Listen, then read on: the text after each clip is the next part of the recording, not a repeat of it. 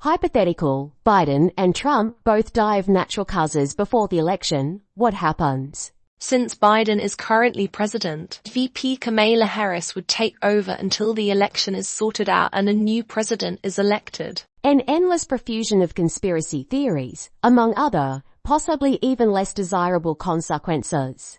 Sudden Slivlewis gets a visit from the Secret Service.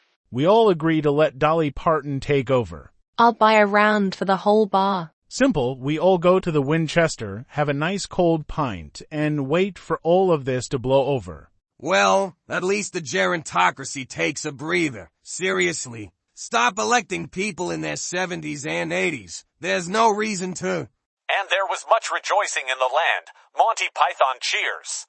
I would not want to wish death on anyone, but to answer your question, what happens? Nationally, to new candidates who are hopefully under the age of 70. What happens? Personally, I would be relieved. Without frontrunners, both Democrats and Republicans scramble to find someone.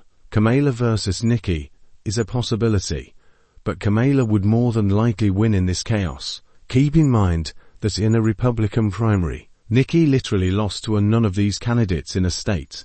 It took the phrase, "Nobody can beat us" to a whole new meaning, because nobody really did beat her. I would immediately believe in a god again. You have to destroy Trump's other 6 Horcruxes.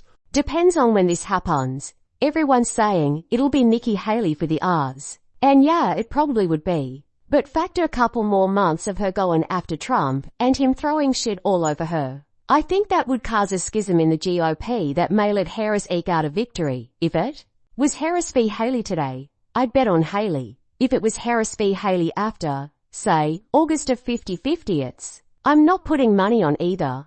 America wins. Maybe we'd get someone I actually want to vote for. Kamala and Nikki make it to the finals, and India is well represented.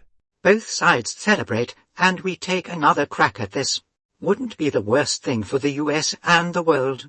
Well, buddy, what a way to get on the Secret Service call list. Hunter versus Don Jr. The Constitution does not address this kind of situation, but I will take a stab at it. If the deaths occur before the ballot print date cutoff, then the party can name somebody else to be the nominee. After that moment, things get weird and political, and maybe a real constitutional crisis.